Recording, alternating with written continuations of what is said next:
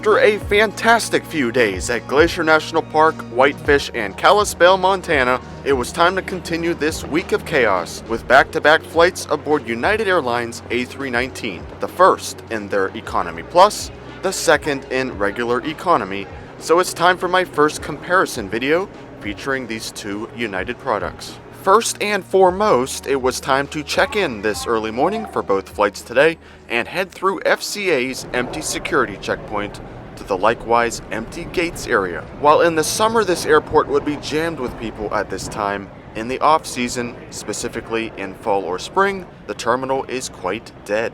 The 3 flights on the departures board further brings this point home. I am a big fan of these smaller terminals though, especially those that are beach or mountain airports. Glacier Park International definitely has that rustic feel to it.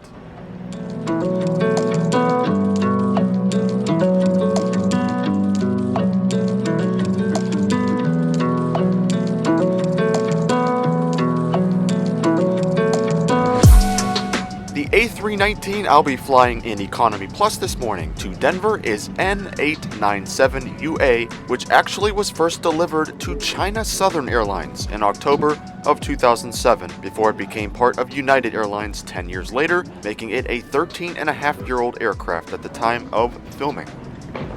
Hello. Thanks. Without further ado, the boarding process started up with the first benefit of Economy Plus making itself known, me and my dad, who was traveling with me, being able to board with group 3 of 5. How are you? Are you handling? Oh, sure, thank you. First off, if you've watched my other United domestic videos, you'll know I am a fan of their A319, and I think it's one of their best narrow-body jets in their fleet. Just behind first class is where I'll be sitting for the ride down to Denver this morning, seat 10A in the 36-seat Economy Plus section. Now, unlike American and Delta, United's middle class actually does offer an additional benefit to passengers besides added legroom. So let's get right into it. First off, sanitizing wipes were handed out upon boarding as per usual on United. The seats themselves, besides the words Economy and Plus being pressed into the adjustable headrests, is identical to Economy. Comfort on the A319 definitely isn't the worst in United's fleet, and it's actually fairly decent.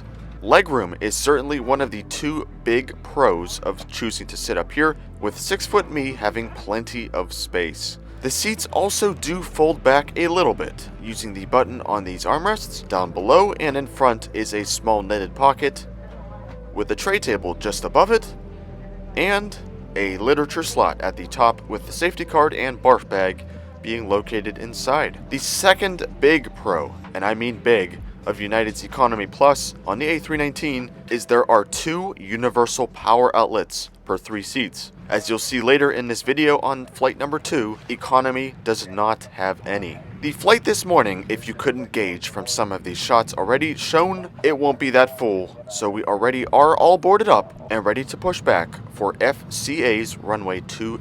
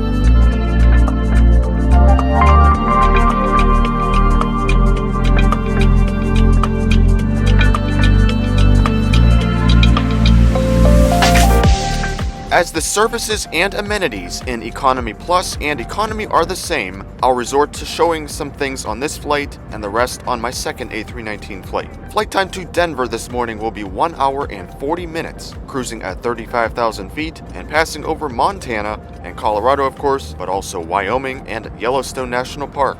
One additional feature of this hard product I forgot to show on the ground is each seat has a small coat hook on the side. Every United flight also has either the option to watch free in-flight entertainment on a TV monitor or your personal device. A319s unfortunately don't have screens, so your phone, tablet, or computer will have to do. A flight tracker is also always accessible on United Airlines, along with your destination's weather. The rest of the entertainment I shall show on flight number 2 later on. For now, the flight attendants began the in-flight service for this hop. Something to drink? Hot tea.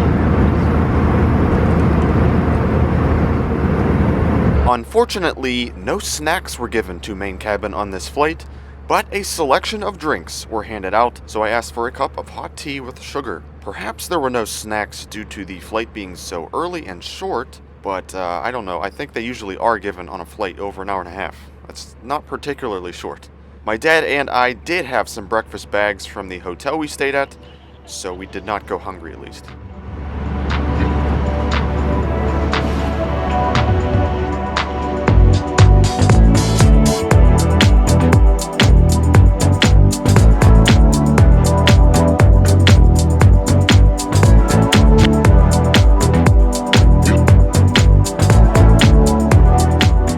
After climbing out of the Flathead Valley, it was pretty cloudy until we got closer to Denver, so no Yellowstone views on this flight. But fear not, as I did venture to this great place later on in the year, so there will be some very sick vlogs coming in the future. Before we start our approach into Den, I decided to scurry on back to one of the 3 lavatories on board this A319 and check it out. Compared to United's 737 MAX aircraft, these A319 labs are very bland in terms of decor and pretty cramped in size. Aside from a few minor differences, this is typically what you'll find on any A319, no matter the airline. Turn fast the seatbelt sign off in probably about 5 minutes as we start our gradual descent into Denver. Just about 150 miles northwest of the airport at this time. The rest of this particular flight, except for a couple bumps, went by very nicely. My dad and I were splitting in Denver, so I spent most of the flight talking with him and enjoying the plentiful legroom I had up here in Economy Plus, but most importantly, the plugs, as I knew the next longer flight would not have them. I will give a full review of both my experiences at the end of this video. For now, it was time to land onto DIA's runway 16 left, taxi over to Concourse A, and await my economy flight out east.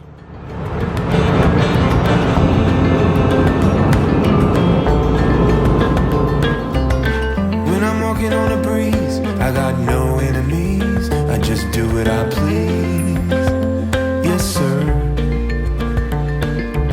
I ain't got no things, no money, no means. Just a wind in the wings. Yes, sir. I got my feet on a cloud and I won't come down.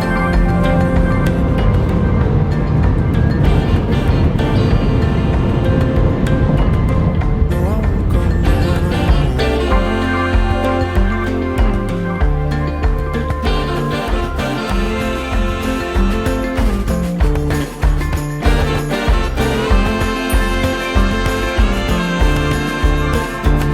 I got my feet on a cloud and I won't come down.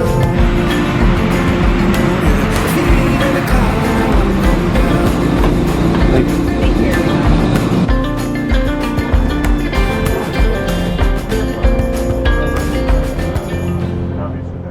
As I said, Denver would be the point my dad and I split, as I needed to head back to college for some things, at the time still being in Baltimore, which is exactly where I'll be flying to on the second A319, this time on a nearly full economy flight. With my connection being only 55 minutes, knowing I wouldn't get much on board, and my next gate being also here in Concourse A, decided to grab some chicken from KFC, as it had the shortest line. I must say, throughout the pandemic, Denver was consistently one of the busiest airports I passed through along with Charlotte, and with April 2021 being when people really started traveling again, today was jammed. Today was also the first ever flight of JetBlue's A220 from Boston to Tampa. Sadly, I did need to go back to the DMV for about 24 hours before the chaos continued, so no, I could not go on that inaugural flight. An 808 UA would be the over 23-year-old aircraft taking me to BWI, and after waiting till Group 5 was called, it was time to board again.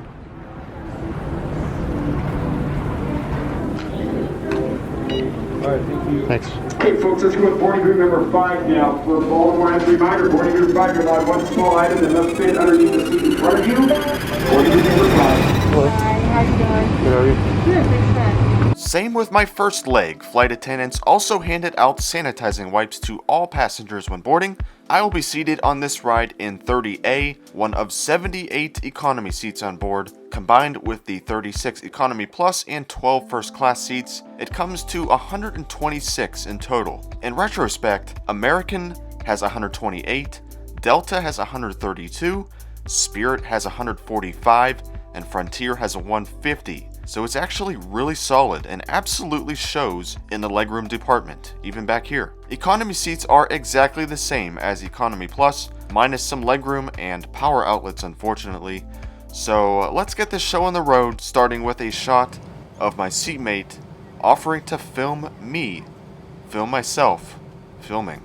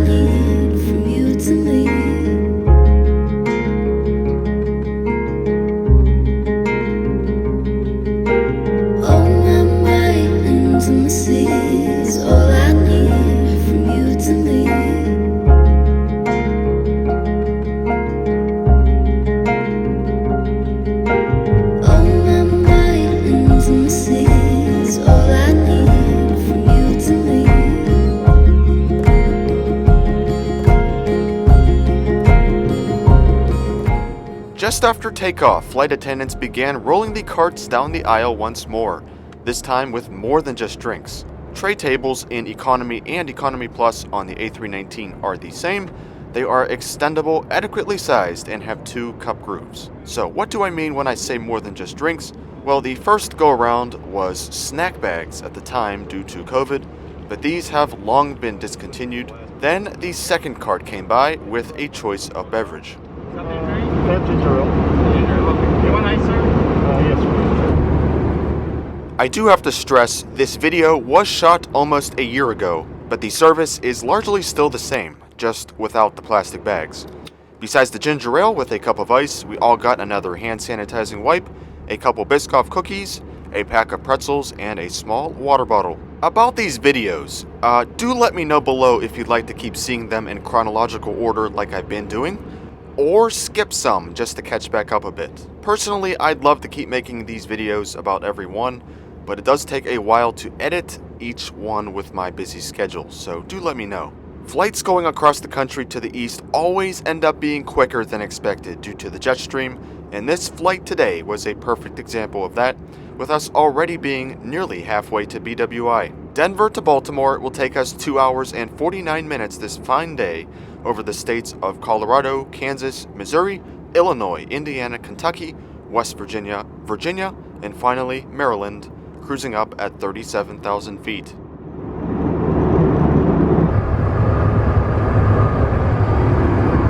Kind of looks like wallpaper I'd find in like my grandma's house. Well, if that's what they were going for, let me tell you, they nailed it perfectly.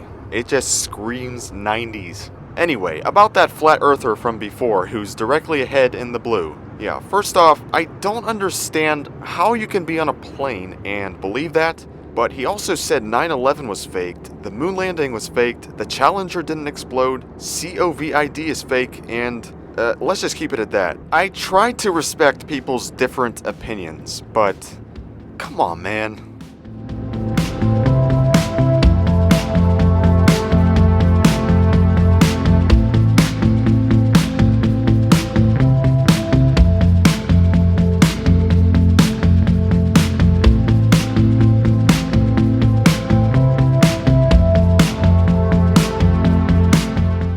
Just before we begin our initial descent into Baltimore, as promised, here's the rest of United's free entertainment. As I said before, all passengers have access to their system, no matter the class. Just have to connect to United Wi-Fi in settings. After watching their credit card ad, you'll finally unlock the free content, which includes movies, TV shows, and kids shows and movies. If you've flown United before, you'll probably notice this collection on this flight is pretty limited for their standards, and you'd be correct. Definitely the one big negative on both my flights today was the lack of entertainment options, and of course, no PTVs. But whatever was available did work very well.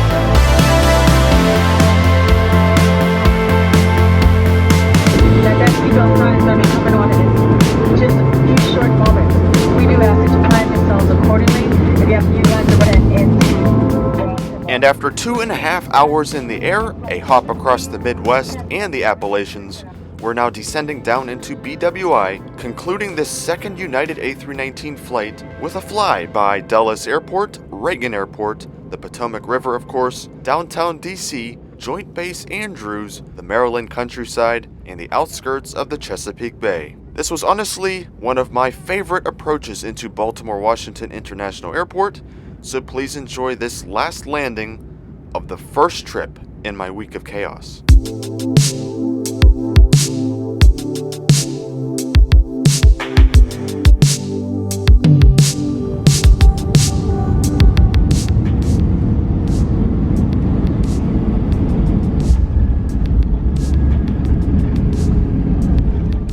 So, the two main points I have to say about this video's title, which is the difference between United's Economy and Economy Plus on the A319, is 1. The legroom is obviously much better up front. However, I think Economy's legroom is more than sufficient on this aircraft. I had no trouble on this nearly 3-hour flight. So in that aspect, I would not recommend upgrading to Economy Plus. My second point though is the power outlet situation. On a cross-country flight, it really helps to have outlets, and if you know you need it, then you'd better upgrade. I think the ports alone warrant the extra money. On a shorter flight like from Kalispell to Denver, it's not really going to be of much use, but longer flights definitely. Lastly, I'm not sure why United's A319 economy seats don't have outlets, but they honestly should just add them as UA is lacking compared to other airlines. Other than those 2 points, service is identical, seat comfiness is the same, the only additional feature is an upgraded boarding position. So if those things are important to you, then I would recommend the upgrade, as it is noticeable in the end.